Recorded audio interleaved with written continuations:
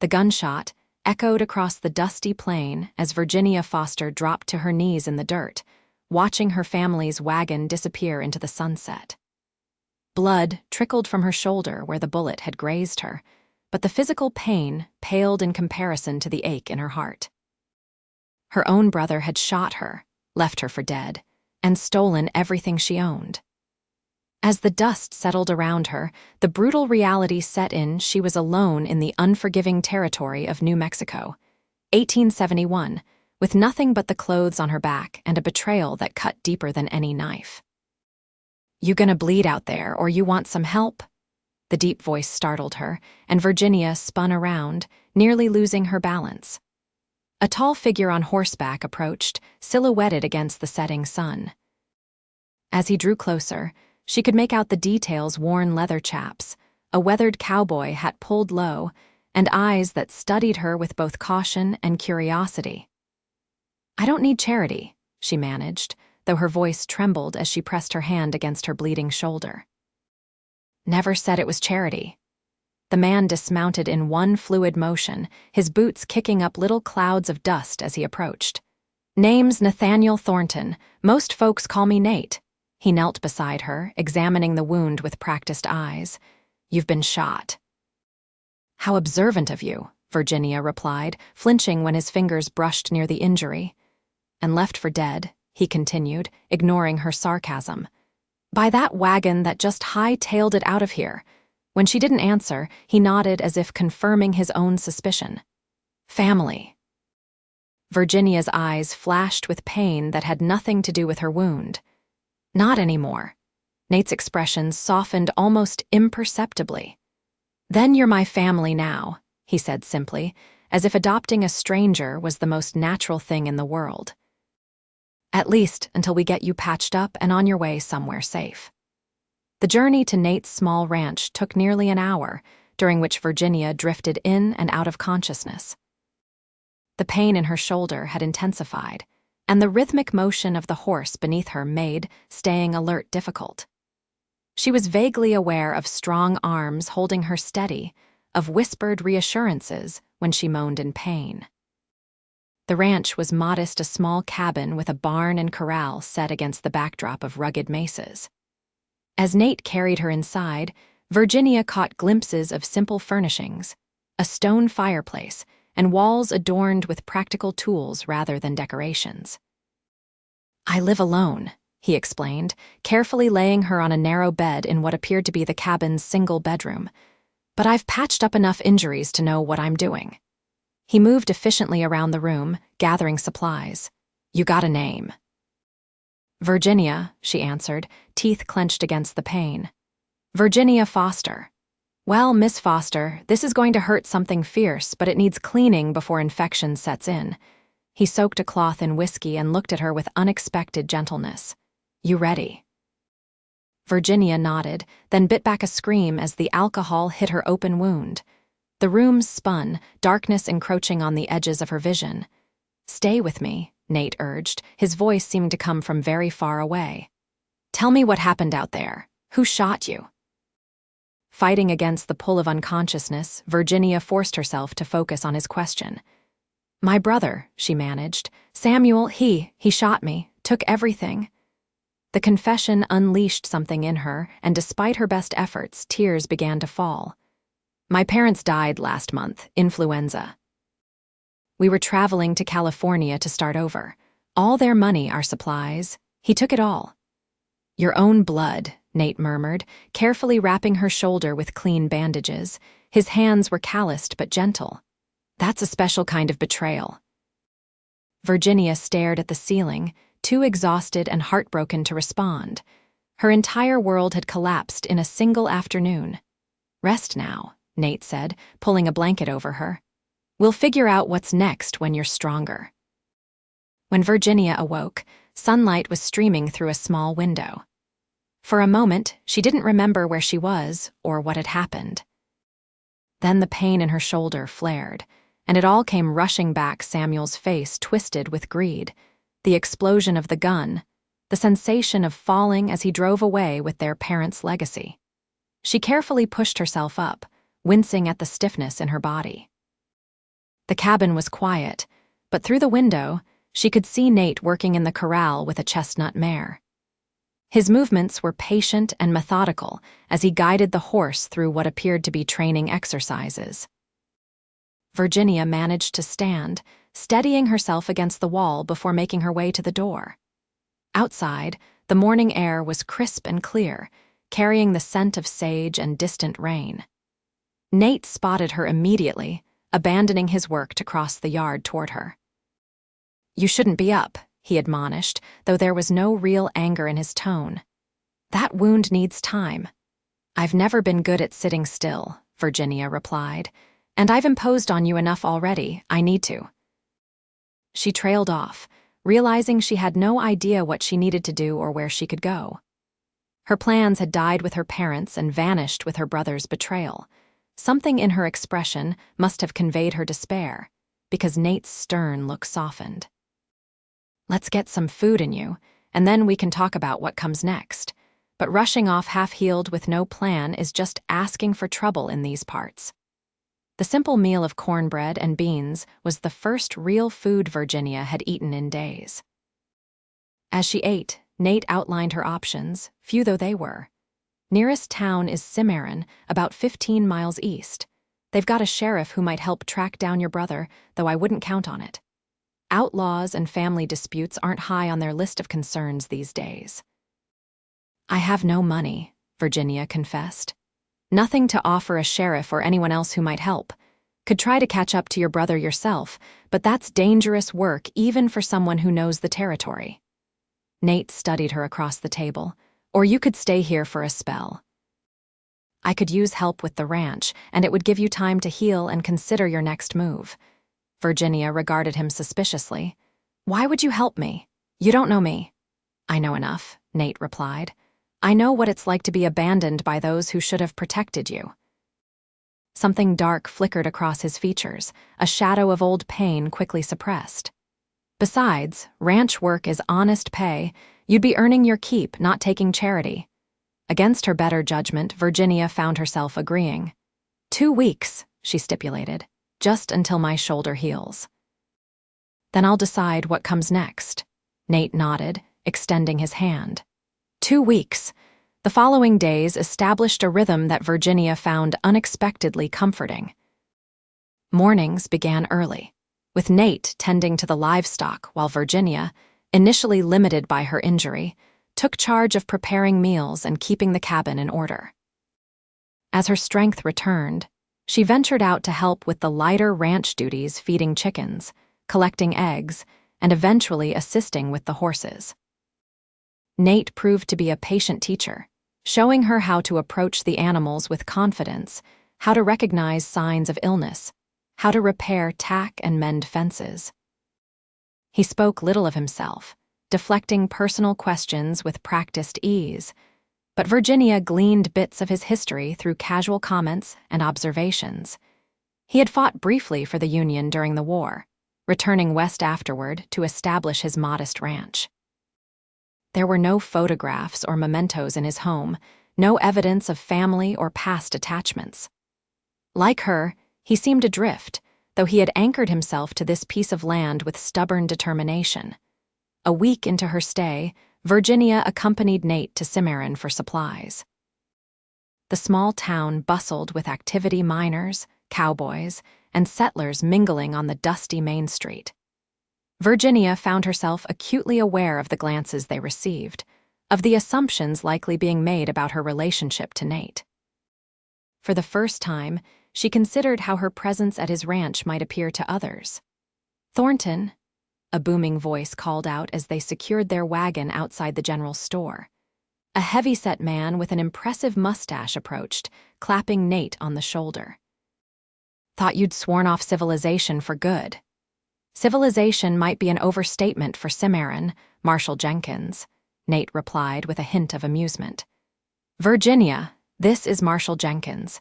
He keeps the peace around these parts when he's not drinking all the whiskey at Miller's saloon." The marshal tipped his hat to Virginia. "Madam, don't believe I've had the pleasure." "Virginia Foster," she replied, extending her hand. I'm staying at Mr. Thornton's ranch temporarily while I sort out some personal matters. Interest sparked in the marshal's eyes. Foster, you say? Any relation to the Fosters that passed through here about a week back? Young fellow with a loaded wagon, mentioned heading toward California. Virginia's heart leaped. My brother, she said quickly. Samuel Foster, you spoke with him? Briefly, the marshal confirmed. Seemed in an awful hurry. Paid extra for fresh horses at the livery. His eyes narrowed slightly. Said he was traveling alone, though. There's a reason for that, Nate interjected, placing a protective hand on Virginia's good shoulder. Perhaps we could discuss it somewhere more private. In the marshal's modest office, Virginia recounted the events of her brother's betrayal, showing the healing wound on her shoulder as evidence.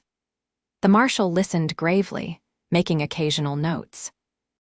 I can send telegrams to sheriffs along the likely routes to California, he offered when she had finished.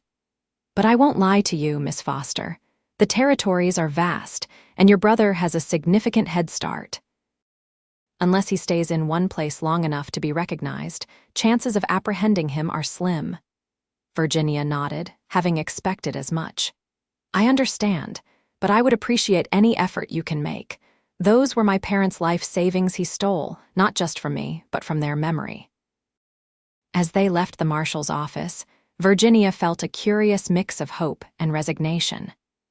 The possibility of justice existed, however remote, but she was beginning to accept that her former life, the one she had planned to build in California, might be permanently lost to her. You're quiet, Nate observed as they loaded supplies into the wagon for the return journey. Just thinking about Samuel, Virginia admitted.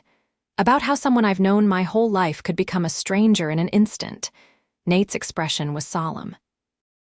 Sometimes the people closest to us are the ones we know least. When desperation or greed takes hold, you'd be surprised what people are capable of. Speaking from experience, Virginia ventured. Nate hesitated, then nodded once. My father was a gambler. Lost our family farm when I was 16, then tried to sell my younger sister to cover his debts. His voice was matter of fact, but Virginia could see the old anger in the tightening of his jaw. I got her away, sent her east to relatives, never saw my father again. I'm sorry, Virginia said softly, understanding now the source of his earlier comment about being abandoned. It was a long time ago, Nate replied. But it taught me something important. Family isn't always blood. Sometimes it's the people who stand by you when blood turns its back. The ride back to the ranch was companionable, both of them contemplating the unexpected connection they had forged through shared experience. Virginia found herself studying Nate's profile as he drove the wagon, the straight nose, the stubborn set of his chin, the lines at the corners of his eyes that deepened when he smiled. There was a steadiness to him that she found increasingly comforting. 2 weeks stretched into 3, then 4. Virginia's shoulder healed completely, leaving only a small scar as a reminder of her brother's treachery. Each day, she found new ways to make herself useful around the ranch, mending clothes, tending to the small vegetable garden, even learning to help with the breaking of young horses. Nate never pressured her about her plans, but the unspoken question of her future hung between them. One evening, as they sat on the porch watching the sunset paint the distant mesas in shades of gold and crimson, Virginia finally addressed it. I should move on soon, she said, though the words lacked conviction. I can't stay here indefinitely. Why not? Nate asked simply. Virginia turned to look at him, surprised by the directness of the question. Because this isn't my home, I'm not your responsibility. Maybe I want you to be. Nate's voice was quiet but steady. Maybe these past weeks have been the most at peace I've felt in years. The admission hung in the air between them, fraught with unspoken implications. Virginia felt her heart quicken, aware that they stood at a crossroads. I don't have anything to offer you, she said finally. No money, no dowry, nothing but myself. That's all I'm asking for, Nate replied, reaching tentatively for her hand. His calloused fingers were gentle as they entwined with hers. Stay, Virginia, not as my responsibility, but as my partner. We can build something here together. Before she could answer, the sound of approaching hoofbeats drew their attention. 3 riders approached the ranch, their silhouettes dark against the fading light. Nate stood, instinctively positioning himself between Virginia and the newcomers. His hand moved to the revolver at his hip, a gesture Virginia had never seen him make before. Stay on the porch, he instructed quietly. If there's trouble, get inside and use the shotgun by the door. The riders came into focus as they neared 2 men and a woman, trail-worn and dusty. The man in the lead raised his hand in greeting, but there was no friendliness in the gesture. Thornton, he called out. Been a while. Nate's posture remained tense. Ellis, what brings you to my property? The man named Ellis dismounted, spitting a stream of tobacco juice into the dirt. He was a wiry man with cold eyes and a scar that bisected his left eyebrow. Heard you might be harboring a fugitive, young woman, answers to Foster. Virginia felt the blood drain from her face. I'm no fugitive, she said, stepping forward despite Nate's warning. Ellis's gaze shifted to her, his mouth twisting into an unpleasant smile. Well now, ain't this convenient? Samuel Foster sends his regards, Miss Virginia, says you've been spreading some mighty unsavory lies about him. Samuel sent you? Virginia's voice wavered. That's impossible. He's halfway to California by now. Changed his plans, Ellis replied with a shrug. Met some business associates in Tucson. When he heard there was a woman claiming to be his sister telling tales about being shot and robbed, he asked us to look into it. His hand moved casually toward the gun at his hip. Said his sister died of fever alongside their parents. Said whoever you are, you're trying to claim what's rightfully his. Nate's gun was in his hand before Ellis could complete his motion. I suggest you gentlemen turn around and ride out the way you came, he said evenly. Virginia's story is true, and the local marshal already has the details. Her brother is the liar, not her. The woman who had accompanied Ellis laughed, a harsh sound. You always did have a soft spot for strays, Thornton. This one's got you fooled good. Virginia looked more closely at the woman, recognition dawning. Ruth Blackwell, she breathed. You worked for my father in St. Louis. The woman's smile faltered slightly. Never met you before in my life, honey. You were my father's bookkeeper, Virginia pressed. You left his employ 3 months before he died. He suspected you of embezzlement. The pieces suddenly fell into place. You're working with Samuel, aren't you? You helped him plan this. Ruth's hand moved to her own weapon, but Nate's voice cut through the tension. There are 3 of you and 2 of us, he acknowledged, but I guarantee at least 2 of you won't leave this property alive if you draw those weapons. Is whatever Samuel Foster is paying you worth dying for? A tense silence followed, broken only by the soft nickering of the horses and the distant call of a nighthawk. Finally, Ellis stepped back, hands raised slightly. We didn't come here for a gunfight, he said, just to deliver a message. Samuel Foster says he'll be generous $500 for the girl, delivered alive to Tucson within the week. Says there's business between them that needs concluding. There's no business, Virginia said firmly. Just a brother who betrayed me and apparently has found new accomplices in his schemes. Ellis shrugged again. Offer stands, Thornton. $500 is a lot of money for a ranch hand. Get off my land, Nate replied, his voice dangerously soft. And tell Samuel Foster that if he comes anywhere near Virginia again, I'll put a bullet in him myself. The 3 visitors exchanged glances, then remounted their horses. Your choice, Ellis called as they turned to leave, but Foster won't take kindly to being refused. I'd watch your back if I were you. When the riders had disappeared into the gathering darkness, Virginia released a breath she hadn't realized she was holding. They'll be back, she said, her voice trembling slightly. Samuel won't give up easily, not if he's worried about me exposing what he did. Nate holstered his weapon, his expression grim. Then we'd better be prepared. He turned to her, his eyes searching her face. This changes things. You understand that? Virginia nodded. I should leave, draw them away from here from you. That's not what I meant. Nate's hand cupped her cheek, the gesture startlingly intimate. I meant that we can't wait, can't deliberate. If they're coming back, we need to act now. What are you suggesting? Virginia asked, though something in his eyes told her she already knew the answer. Marry me, he said simply. Tonight, we ride to Cimarron at first light, find the preacher, make it official. As my wife, you'll have more protection under the law, and if anything happens to me, don't, Virginia interrupted, placing her fingers against his lips. Don't talk about anything happening to you. It's a possibility we have to consider, Nate insisted gently. If we're married, this ranch becomes yours if I die. No one could dispute it. You'd have a home, security. That's a terrible reason to propose, Virginia said, though her heart was racing at his words. Nate's smile was small but genuine. It's not the reason, Virginia. It's just the urgency. I was already asking you to stay, remember? I just didn't get to finish the question before we were interrupted.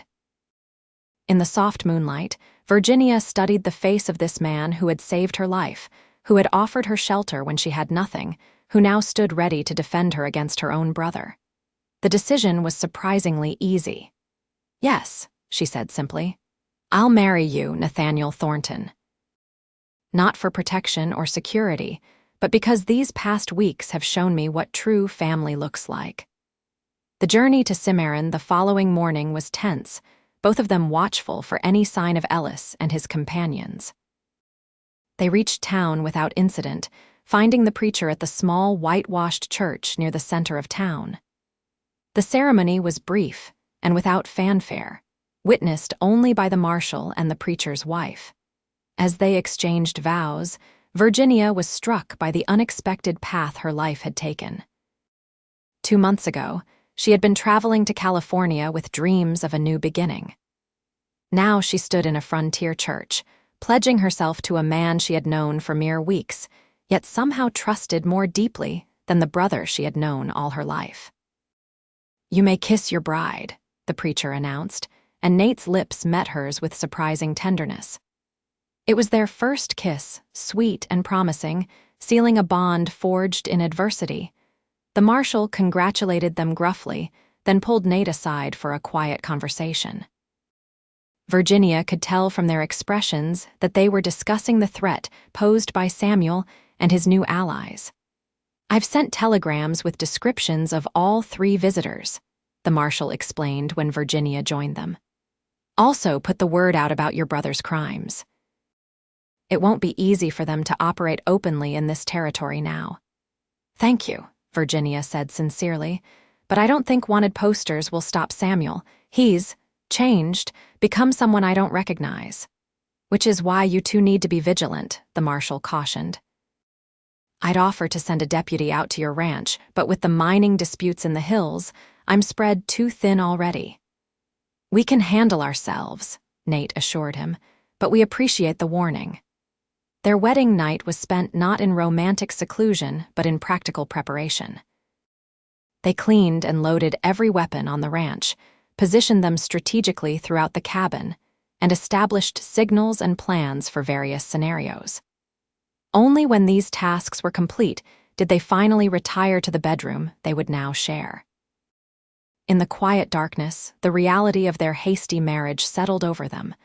Virginia sat on the edge of the bed, suddenly shy despite the urgency that had driven them to this point. We don't have to. Nate began, seeming to sense her uncertainty. I want to, Virginia interrupted softly. This isn't how I imagined my wedding night would be, preparing for an attack from my own brother. Nate sat beside her, taking her hand in his. We can try to forget about all that, just for tonight, he suggested. Just be a husband and wife beginning their life together. Virginia turned to him, studying his face in the dim light from the single lantern. I barely know you, she whispered. Yet I trust you completely. Is that strange? Not strange, Nate replied, his thumb tracing circles on her palm. Sometimes life brings people together in unexpected ways. Maybe we were meant to find each other. His words resonated with something deep inside her, a sense that perhaps the terrible betrayal that had left her wounded and alone had also set her on a path to something genuine and true. When Nate's lips found hers again, Virginia surrendered to the feeling, allowing herself to set aside fear and uncertainty for the promise of connection. Their lovemaking was tentative at first, both navigating unfamiliar territory with careful consideration. But as trust and desire intertwined, hesitation gave way to passion. In Nate's arms, Virginia found herself transformed no longer a victim of circumstance, but a woman claiming her own destiny. Afterward, lying in the circle of his embrace, Virginia felt a peculiar sense of homecoming. "I never expected this," she confessed, her head resting on his chest. "When Samuel shot me and left me in the dirt, I thought my life was over. I never imagined I might find something better than what was taken from me." Nate's arms tightened around her. "We'll build a good life here," he promised. "Whatever comes, we'll face it together." The threat hanging over them didn't materialize immediately. Days passed, then weeks, with no sign of Samuel or his associates. Life on the ranch settled into a rhythm, with Virginia taking on the role of rancher's wife with increasing confidence. She learned to shoot with Nate's patient instruction, practiced riding faster and more skillfully, and continued to make the modest cabin more of a home. Letters arrived from the marshal in Cimarron, reporting sightings of Samuel in various towns across the territory, but nothing definitive. The uncertainty was its own form of torment, never knowing when or if the confrontation would come. As autumn approached, bringing cooler temperatures and spectacular sunsets, Virginia made a discovery that changed everything. The morning's sickness came first, followed by the telltale absence of her monthly cycle. When she shared the news with Nate, his face transformed with wonder. "A baby," he repeated, as if testing the reality of the word.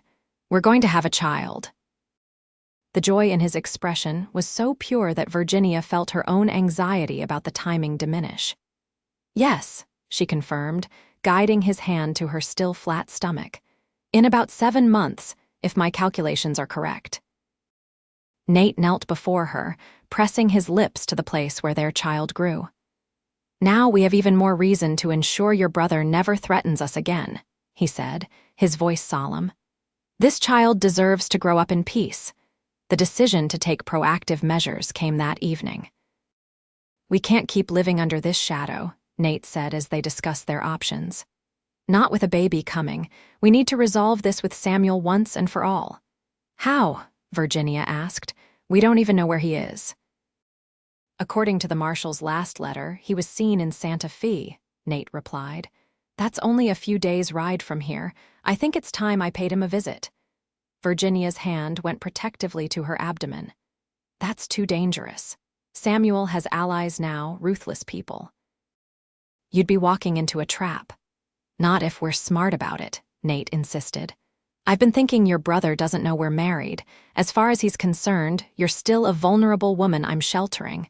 What if we use that to our advantage?"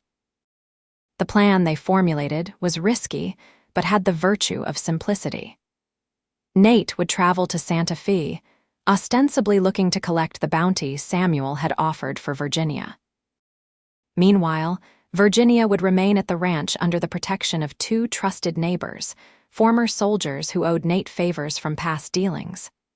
"I don't like being separated," Virginia admitted as they finalized the details.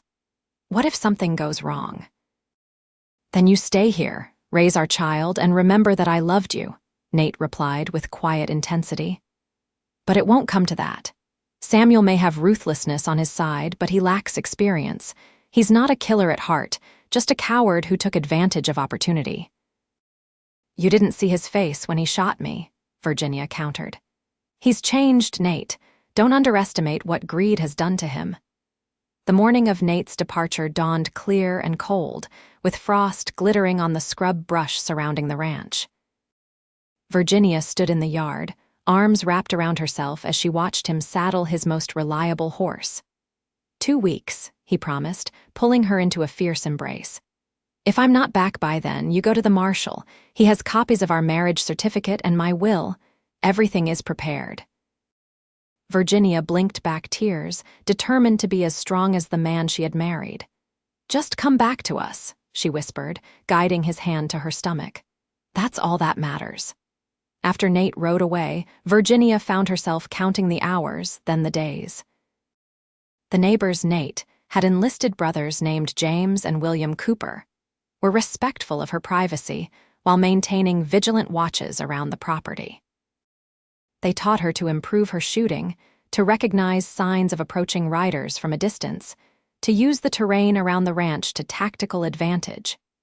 "Your husband's a good man," James told her one evening as they sat on the porch, rifles across their laps. "One of the few who came back from the war with his humanity intact." "He doesn't talk about the war much," Virginia observed.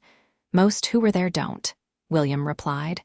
"But Nate saved my life at Chickamauga, carried me 3 miles through enemy territory with a bullet in his own leg. Never asked for anything in return, just said it was what any decent man would do." These glimpses into her husband's character strengthened Virginia's resolve.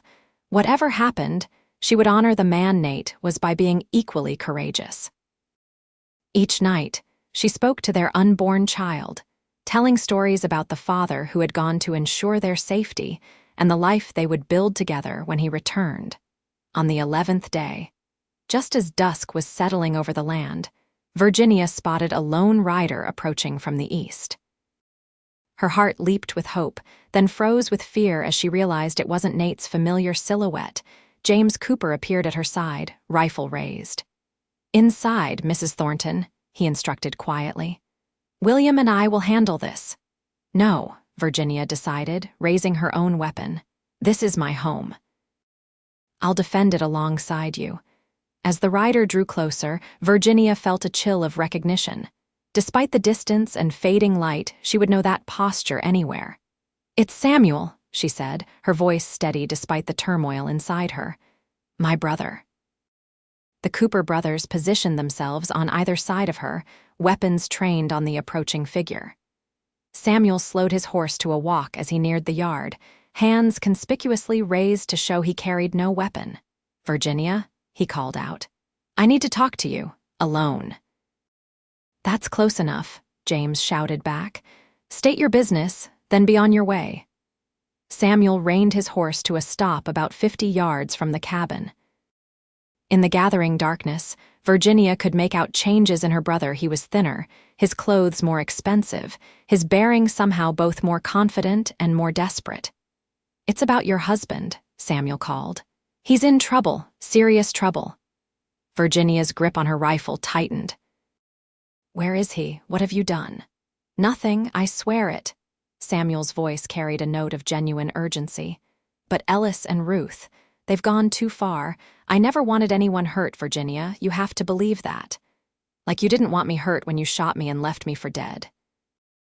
Virginia countered bitterly. Samuel flinched visibly.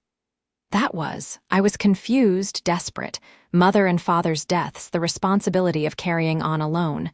I broke, Virginia. I made a terrible mistake." "Where is my husband?" Virginia demanded, unwilling to be swayed by what might be another manipulation.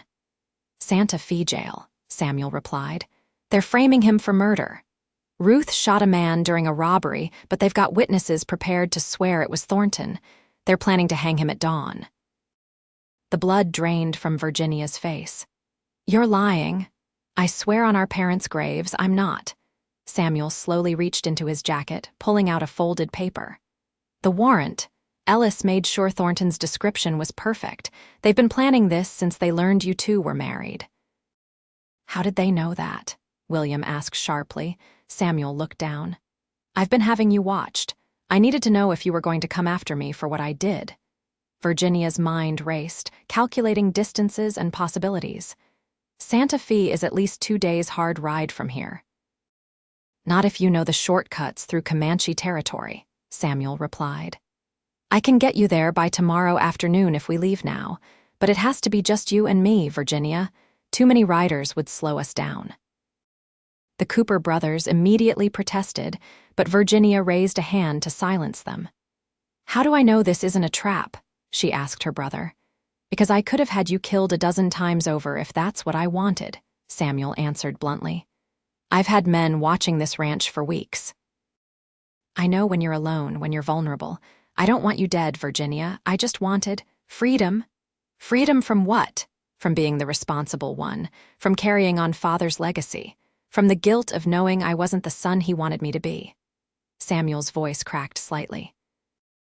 I saw a chance to start over, be someone else entirely. It was wrong, unforgivable even, but I never thought it would lead to this. Virginia studied her brother's face, searching for signs of deception. Whatever else Samuel might be, he had never been a skilled liar. The distress in his expression seemed genuine. If this is a trick, she said finally, if anything happens to me or to Nate, the marshal has detailed accounts of everything you've done. You'll hang. Samuel nodded. I understand. But we need to go now if there's any chance of stopping what's in motion. Virginia turned to the Cooper brothers. If I'm not back in 3 days, ride to Cimarron, tell the marshal everything, and... She hesitated, hand moving to her stomach. Tell him about the child. Make sure they know Nate has an heir. Despite their protests, Virginia's decision was firm. Within the hour, she and Samuel were riding east, pushing their horses as hard as they dared in the darkness. They spoke little, the years of shared history and recent betrayal creating a gulf between them that words couldn't easily bridge. Only when they stopped briefly to rest the horses did Samuel attempt to explain further. Ellis and Ruth were working together long before I met them, he told her. They saw me as an easy mark, a grieving son with access to family money. They convinced me I deserved more, that taking everything was justified after years of living in Father's shadow. And shooting me, Virginia asked coldly. Was that their idea too? Samuel's face contorted with shame. No. That was my moment of madness. When you argued, when you threatened to turn back, I panicked. I thought I'd just frighten you, but then the gun went off and you fell, and I convinced myself you'd be found, that someone would help you. Nate did, Virginia said simply. He found me bleeding in the dirt and took me in when I had nothing. The man you're helping to frame for murder saved my life after you tried to take it. The weight of her words hung heavy in the pre-dawn air. Samuel couldn't meet her gaze. I can't undo what I did, he said finally. But I can try to stop what's happening now. I never agreed to murder, Virginia. When I heard what they were planning for your husband, I knew I had to choose a side. And what about after? Virginia asked. If we save Nate, what then? Do you expect forgiveness, a place in my life again? Samuel shook his head. I expect justice. After we get your husband free, I'll turn myself in to the marshal. Accept whatever punishment comes. The sincerity in his voice gave Virginia pause. Perhaps her brother wasn't entirely lost to her after all, but trust would be a long time coming, if ever. They reached Santa Fe by mid-afternoon the following day, their horses lathered and heaving from the punishing pace. The town was larger than Cimarron, with substantial buildings of adobe and stone surrounding a central plaza.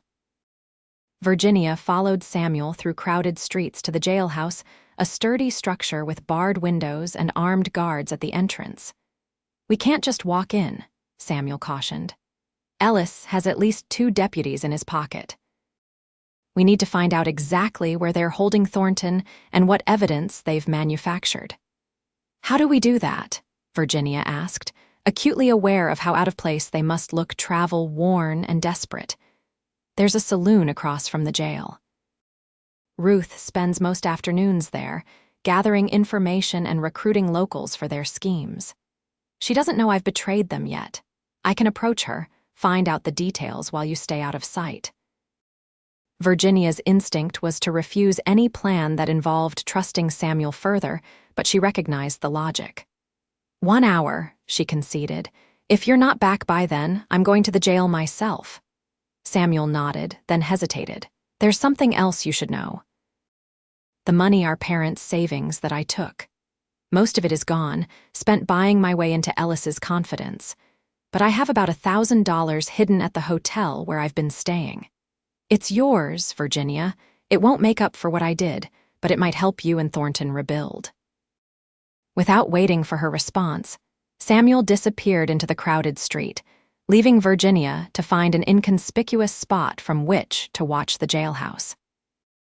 She positioned herself in the recessed doorway of a shuttered shop, hood drawn over her distinctive red hair, one hand resting on the small revolver concealed in her skirt pocket. True to his word, Samuel returned within the hour, his expression grim. "It's worse than I thought," he reported. "The hanging is scheduled for dawn tomorrow. Ellis has 3 witnesses ready to testify they saw Thornton shoot a local merchant during a robbery. The judge is in their pocket too, there won't even be a proper trial." "Where are they holding him?" Virginia asked, struggling to maintain her composure at the thought of Nate in a cell, awaiting execution for a crime he didn't commit. "Basement cells. Heavily guarded. Ruth says Ellis doesn't trust the regular deputies he's brought in his own men." Samuel ran a hand through his hair in frustration. "We can't break him out, Virginia, not just the 2 of us." "Then we expose the frame-up," Virginia decided. "Find the real witnesses to the murder, prove Ruth was involved. The murder happened 3 days ago. Most people who saw anything have either been paid off or threatened into silence." Samuel's expression suddenly shifted. "Wait, there might be another way. The territorial governor is in town for some kind of ceremony. If we could get to him, present evidence of corruption." "What evidence?" Virginia asked. "We have nothing but our word against theirs." Samuel's smile was humorless. "We have Ruth. Or we will, once I get her drunk enough at the saloon tonight. She can't hold her liquor, and she loves to brag when she's in her cups. If I can get her to admit to the scheme while someone else hears it." "It's too risky," Virginia objected, "and we don't have time to find someone trustworthy to overhear." "No, but you could." Samuel's eyes lit with sudden inspiration. "The saloon has private dining rooms upstairs. If you were positioned in the adjoining room." The plan they developed was precarious, balanced on the knife edge of Samuel's ability to manipulate Ruth and Virginia's capacity to remain undiscovered. As dusk fell over Santa Fe, Virginia found herself in a stifling upstairs room at the Silver Dollar Saloon, ear pressed to a thin wall that separated her from the room where Samuel would soon bring Ruth Blackwell. Piano music and raucous laughter filtered up from the saloon below, punctuated by the occasional crash of breaking glass or angry shout. Virginia's hands trembled slightly as she checked and rechecked the small notebook and pencil she would use to record any incriminating statements.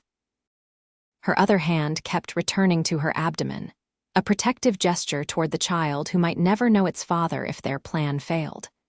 After what seemed an eternity, she heard the door to the adjoining room open, followed by Samuel's voice, artificially loud and jovial. "A private celebration, my dear Ruth. Just the 2 of us, with the best whiskey in the territory." Ruth's throaty laugh sent a chill down Virginia's spine. "What exactly are we celebrating, Samuel? The demise of your troublesome sister and her meddling husband?" "Precisely," Samuel replied, and Virginia could hear the clink of glasses being filled. "To justice swift and final." "Ellis says they'll hang him at first light," Ruth remarked casually. "Pity we couldn't manage the same for your sister." "Ellis still thinks she's worth more to us, alive something about property rights now that she's Thornton's widow-to-be." Virginia's breath caught at the callous discussion of Nate's planned execution and her own fate. She wrote furiously, capturing every word.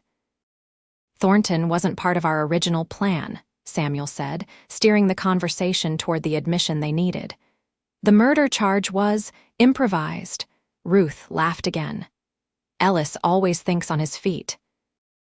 When that merchant recognized me from the bank robbery in Albuquerque, he had to be silenced. Pinning it on Thornton killed 2 birds with 1 stone." "Very efficient," Samuel agreed. "Though I'm curious, how did you ensure the witnesses would identify Thornton specifically?" "He wasn't even in Santa Fe when it happened." "Money works wonders for memory," Ruth replied dismissively. "And Ellis has dirt on half the shopkeepers in town. Amazing how clearly people can remember seeing a man they've never met when their own secrets might come to light otherwise. Virginia continued transcribing, heart pounding with each damning admission. When Ruth began detailing other crimes, a stage robbery near Las Cruces, blackmail of a territorial judge, plans to expand their operation into Colorado, Virginia, realized they were gathering evidence that could dismantle Ellis's entire criminal network. Samuel kept Ruth talking and drinking for nearly 2 hours, skillfully extracting details about false witnesses, bribed officials, and the location of stolen goods. When Ruth finally began to slur her words, Samuel suggested they continue the celebration in her room at a nearby hotel. "Let me freshen up first," Ruth giggled, and Virginia heard the adjoining door open and close as she presumably headed for the washroom down the hall. Immediately, the connecting door between the rooms opened, and Samuel appeared, face tense with urgency. "Did you get it all? Every detail?" Virginia nodded, holding up several pages of notes. "Everything. It's more than enough to take to the governor." "Good," Samuel replied. "Because she's more suspicious than she's letting on. I saw her watching me when she thought I wasn't looking. We need to move now, before she reports back to Ellis." They slipped out of the saloon through a back staircase, emerging into an alley just as the town's clock tower struck 10. The governor's residence was on the opposite side of the plaza, a substantial adobe structure with territorial guards posted at the entrance. "They won't just let us walk in," Virginia noted as they observed the house from the shadows. "No, but there's a reception underway," Samuel pointed out. "Look at all the fine carriages. The political and business elite of the territory must be inside." "How does that help us?" Samuel's smile was reminiscent of their childhood escapades. "We're going to crash the party. Or rather, you are. The governor doesn't know what you look like, but Ellis might have described me to his men." "I can't just walk into a formal reception," Virginia protested, gesturing at her travel-stained clothes. "You don't have to go through the front door," Samuel countered. "Look, there's a garden at the side of the house. Servants are carrying trays in and out through that gate. If you can slip in that way, find a moment alone with the governor." It was a desperate plan, but they had run out of alternatives.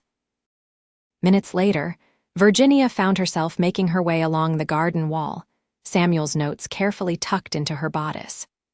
She waited until several servants passed with empty trays, then slipped in behind them, trying to project the confidence of someone who belonged. The garden was beautifully landscaped with native plants and softly glowing lanterns.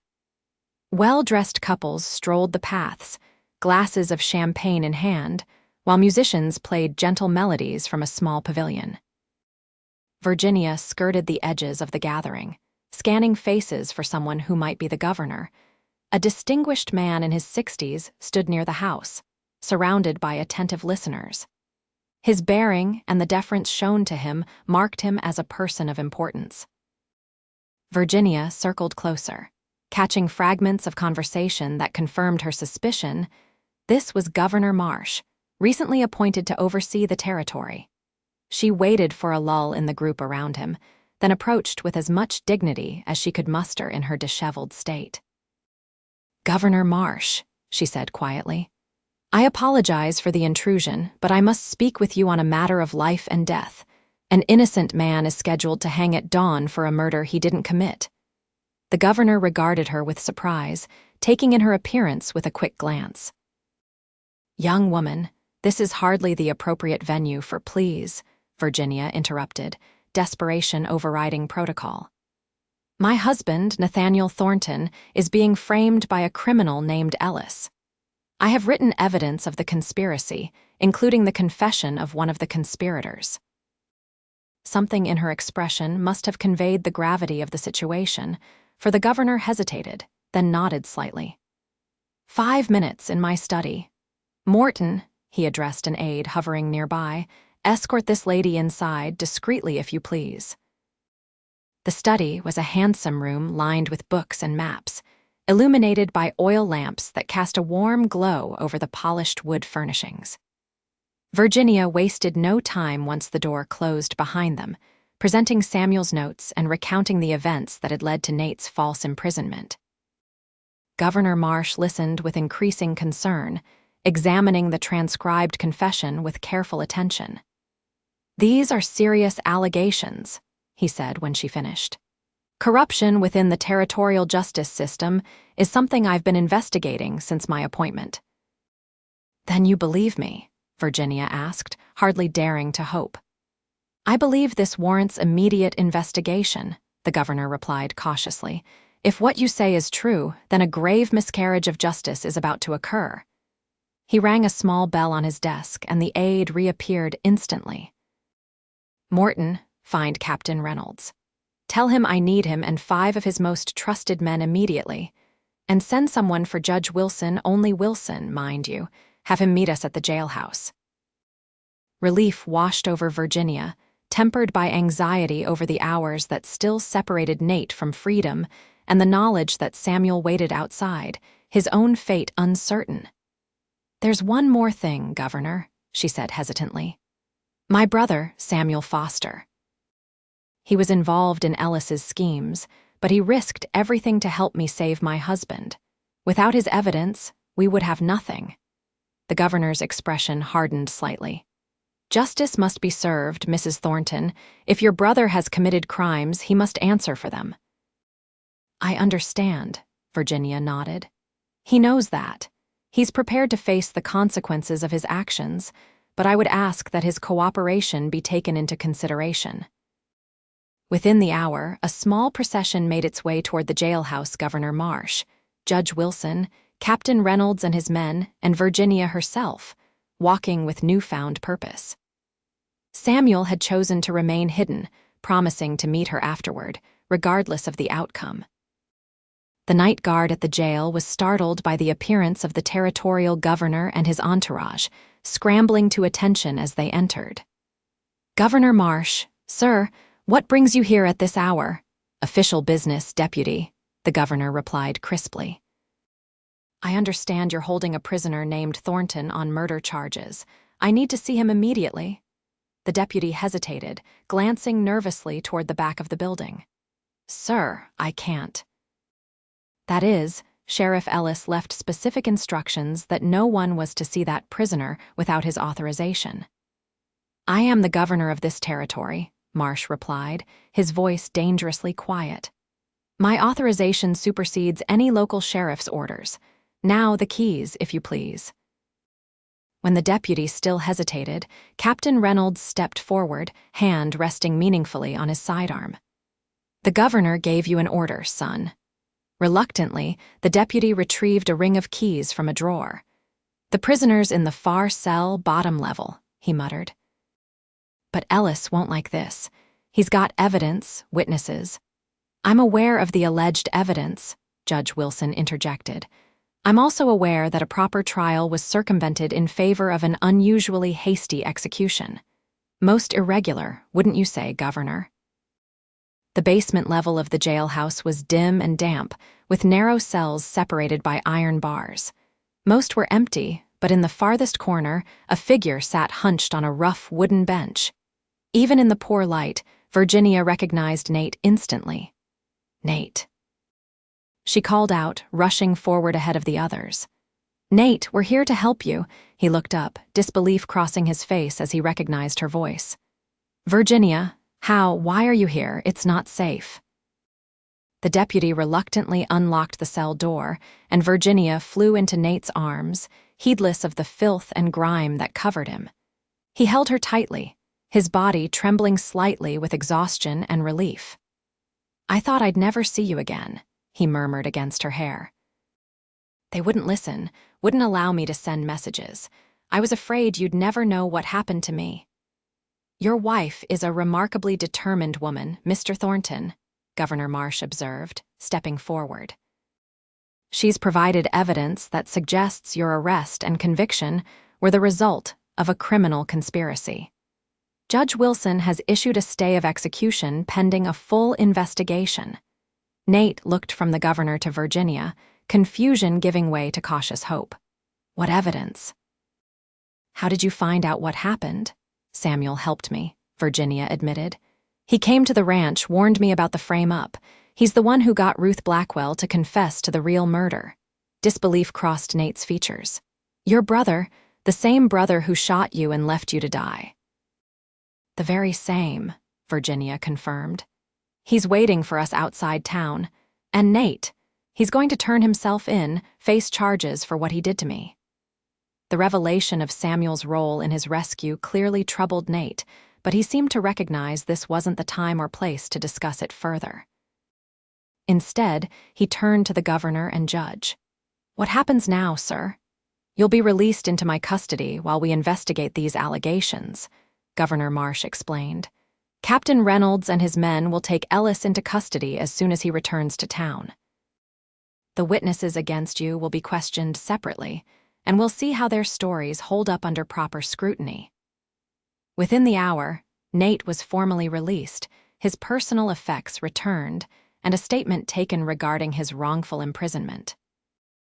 Virginia never left his side, maintaining physical contact as if afraid he might disappear again if she let go.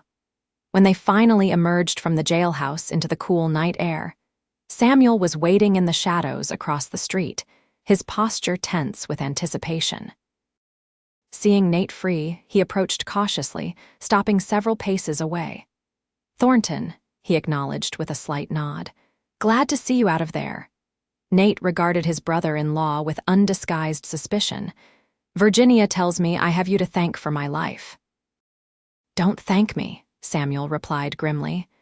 What I did today doesn't begin to balance the scales for what I did to her, to both of you. Virginia stepped forward, one hand still firmly grasping Nate's. Samuel has something to tell you, Nate, something important. Samuel reached into his coat, withdrawing a leather pouch that clinked with the sound of coins. This is what's left of our parents' money, he said, extending it toward Virginia. About $1,000. It's yours, as it should have been all along. He took a deep breath, visibly steeling himself. And tomorrow morning, I'll be turning myself in to the territorial authorities. I've written out a full confession. Nate studied the man before him, the man who had nearly killed his wife, then risked everything to save him from the gallows. The complexity of the situation defied simple resolution. That's for Virginia to decide, he said finally, gesturing toward the offered money. Her forgiveness isn't mine to give or withhold. Virginia looked between the two men, her husband and her brother, the family she had chosen and the family she had been born to. After a moment's hesitation, she accepted the pouch. This doesn't make things right between us, she told Samuel quietly, but it's a start, a small one. Samuel nodded, accepting the limitation of her response. I'll be at the territorial office at dawn, he said. After that, well, my future isn't really in my hands anymore. As Samuel turned to leave, Virginia called after him. Wait. When he paused, she added, Thank you for helping Nate. Whatever else happens, I won't forget that. A ghost of a smile crossed Samuel's features, then disappeared. With a final nod to them both, he walked away into the night, his shoulders straight despite the burden of accountability he had finally chosen to bear. In the small hotel room they secured for the night, Virginia finally told Nate everything: the discovery of her pregnancy, Samuel's unexpected appearance at the ranch, the desperate ride to Santa Fe, and the evidence they had gathered to secure his release. A baby, Nate repeated, his hand gently caressing her still flat stomach. Our child. Virginia, when I was sitting in that cell counting down my final hours, I thought of all the things I'd never get to say to you, never get to share with you. But this, I never imagined this miracle. Virginia curled against him, savoring the solid reality of his presence. I was so afraid we'd lose everything before it had really begun, she confessed. When Samuel told me you were in jail, accused of murder, I've never been so terrified. And yet you came for me, Nate marveled. Rode into danger, confronted a governor, all to save me. Of course I did, Virginia replied simply. You're my family now, the family I chose, the family that chose me when I had nothing. The following morning, they watched from a distance as Samuel entered the territorial offices, head held high despite the armed guards who escorted him out an hour later. Virginia felt a complicated mixture of sadness and validation as her brother was led away to await trial for his crimes. "He'll likely serve several years," Nate observed quietly. "Attempted murder, theft, fraud, the charges are substantial." "I know," Virginia acknowledged, "and he should answer for what he did, but part of me hopes he finds a way to rebuild his life afterward. He made a terrible mistake, but in the end, he chose to do what was right." "That counts for something," Nate agreed, surprising her with his generosity of spirit. "Not enough to erase the past, but enough to suggest there might be a future where he's a different man." Their return journey to the ranch was slower than Virginia's frantic ride to Santa Fe had been, allowing time for recovery and reflection. They stopped overnight in small towns along the way, no longer fugitives but a married couple expecting their first child, planning for the future. In each place they stayed, Nate made a point of sending telegrams to the marshal in Cimarron and to the Cooper brothers, ensuring that everyone knew they were safe and heading home. The responses were uniformly relieved, with promises of celebration upon their return. As they finally crested the rise that overlooked their ranch, Virginia felt a surge of emotion at the sight of the modest buildings nestled against the backdrop of mesas and open sky. What had once been Nate's solitary refuge had become their shared home and would soon welcome a new generation. "I was thinking," Nate said as they approached the cabin, "that with Samuel's money, we could expand. Build a proper house with several bedrooms for the children we might have. Maybe buy that adjoining parcel old Jenkins has been trying to sell." Virginia smiled, touched by his immediate inclusion of the future in his plans. "Children, plural, you're getting ahead of yourself, Mr. Thornton." "I'm being optimistic, Mrs. Thornton," he countered with a grin. "After everything we've survived, I figure we're entitled to dream big." The Cooper brothers emerged from the cabin as they rode into the yard, relief evident on their weathered faces. "Thought we might have to come rescue you both," James called out, "though I see you managed just fine without us." That evening, seated around the table with the Coopers and two other neighboring families who had rushed over upon hearing of their return, Virginia found herself studying the faces of these people who had become their community, their extended family. They had rallied to protect her when Nate was away, celebrated their safe return, and now raised glasses to toast the news of the coming child. "To new beginnings," William Cooper proposed, his glass held high. "And to family not just the kind you're born to, but the kind you find along the way." "To family," everyone echoed, and Nate's fingers entwined with Virginia's under the table, a private affirmation of the bond that had formed between them in the crucible of danger and uncertainty. Later, as they lay together in the quiet darkness of their bedroom, Nate pressed a gentle kiss to Virginia's forehead. "I've been thinking about what your brother did," he said softly. "How far he went to make amends." "It doesn't erase what happened," Virginia replied. "No," Nate agreed. "But it suggests something important, that people can change, can find their way back to what's right even after making terrible mistakes." He placed his hand over her abdomen, where their child grew. "I want our children to understand that redemption is possible, even after the worst failures." Virginia covered his hand with her own, moved by the wisdom and compassion in his words. "So do I," she whispered. "And I want them to know what real family looks like, people who stand by each other, who choose each other every day." "Like we did," Nate murmured. "Like we do," Virginia corrected, turning to kiss him properly. "Every single day." In the years that followed, the Thornton ranch prospered and grew. Their first child, a daughter they named Hope, arrived the following spring, followed 2 years later by a son they called James, after the Cooper brother who had stood guard over Virginia during Nate's absence. The money Samuel had returned allowed them to expand their operations, building a larger home and purchasing additional land. By the time Hope was 5, the Thornton Ranch had become one of the most successful in the territory, known for its fine horses and fair dealing. Samuel served 3 years in territorial prison before being released on good behavior. His first letter after his release was tentative, asking not for forgiveness, but for news of the family's welfare. Virginia's response was equally measured, sharing stories of the children and the ranch, but maintaining the emotional boundaries necessary for her own healing. Over time, the correspondence became more regular. When Samuel finally visited, it was as a chastened but reformed man, careful to respect the new life Virginia and Nate had built. He formed a cautious relationship with his niece and nephew, telling them stories of their grandparents and the family history that might otherwise have been lost. On Virginia and Nate's 10th wedding anniversary, they hosted a celebration that drew people from throughout the territory, ranchers and merchants, territorial officials and local families.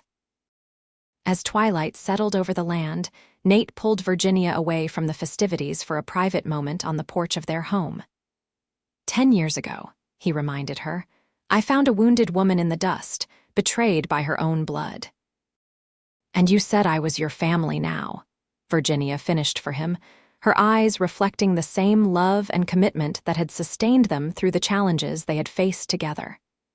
Best decision I ever made, Nate murmured, drawing her close. In the yard beyond, their children played with friends, their laughter carrying on the evening breeze.